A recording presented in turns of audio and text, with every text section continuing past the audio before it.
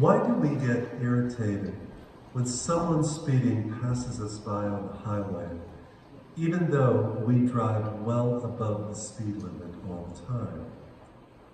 Why do we get angry when we hear someone has cheated on their taxes, even though we claim all sorts of personal meals and purchases as business expenses?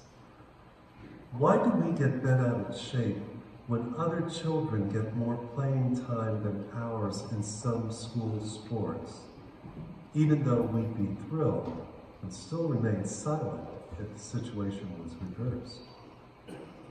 Why do we get angry when we hear about other people overusing healthcare services and driving up the cost of premiums, even though we run to the doctor for every little sniffle or rash or ache? Why do we get furious when we hear about some judge being lenient when sentencing someone convicted of a crime, even though when we or one of our family members gets into some kind of legal trouble, we want the whole thing dismissed?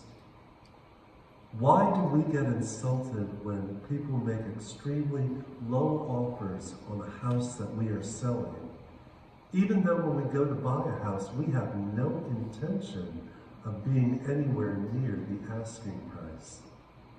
And why do we encourage our friends to leave that loser they are seeing or married to that is so inconsiderate or inattentive or unfaithful or even abusive, even though we've created some serious damage in our own relationships and have begged for those second chances? Put simply, why do we want things for ourselves that we really don't want for others? And nowhere does that seem more evident than in regards to forgiveness. We all want to be forgiven. We all want second chances, or thirds, or fourths, or fifths. We all want others to understand us, to be compassionate towards us, to show us mercy. We all want people to look at it and say, oh, don't worry, things happen, move on, you just messed up a little. We all want people to let us hit that reset button so that we can turn back the clock as if nothing ever happened. I guess you could say that we all want people to treat us as we believe God treats us. Why do we find it hard to do the same? Now, we just heard one of the most beautiful stories in sacred scripture. It's a dramatic tale of pride and anger, of sorrow and mercy, of forgiveness and joy. This story has a little bit of everything. One person in the story comes to the realization that he has wronged another and needs forgiveness. One person gives forgiveness freely and without condition.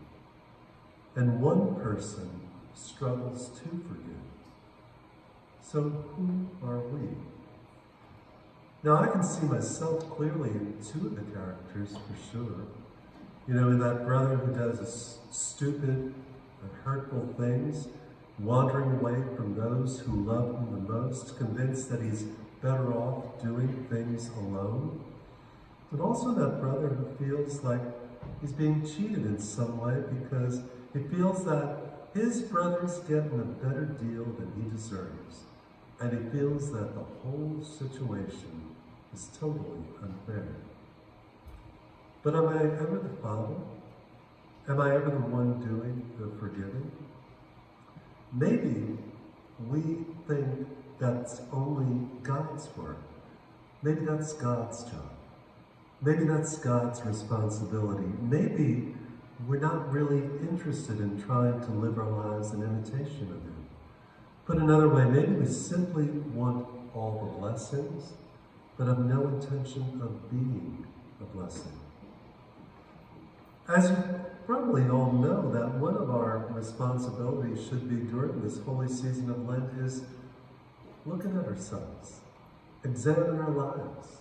Take an honest look at the way that maybe we've strayed or stumbled or sinned. It's time to take a look at our motives, our actions, in order to see what needs to be changed in us. In many ways, these 40 days are about recognizing ourselves as that brother who has packed up and walked away from God in small things and in great, in tiny acts of selfishness and disobedience, and in great acts that have caused much harm.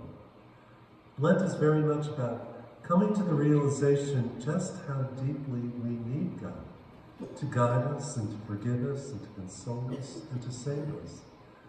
Yet one of the greatest truths of faith, and probably one of the most difficult ones to grasp at times, is that the things that we want and that we need most desperately from God, and those are love, mercy, generosity, compassion, forgiveness.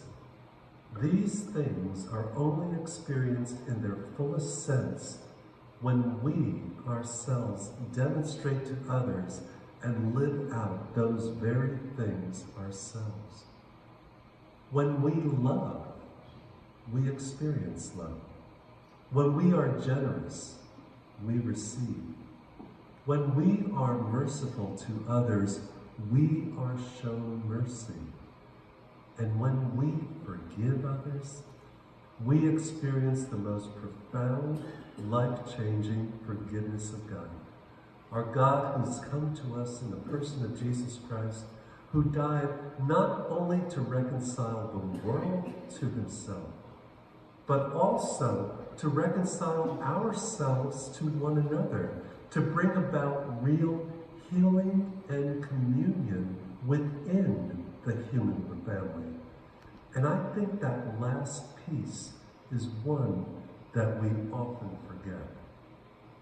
And so this Lent, as we recognize ourselves in the prodigal son, may we make sure that we're not living our lives as that older son at the same time. That is, to make sure that we are not withholding forgiveness from those who desperately need it from us.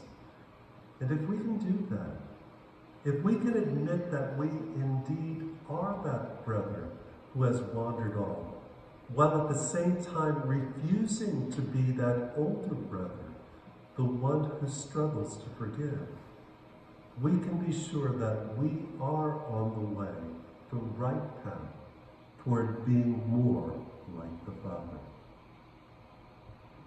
Who do I need to forgive right now, this very second?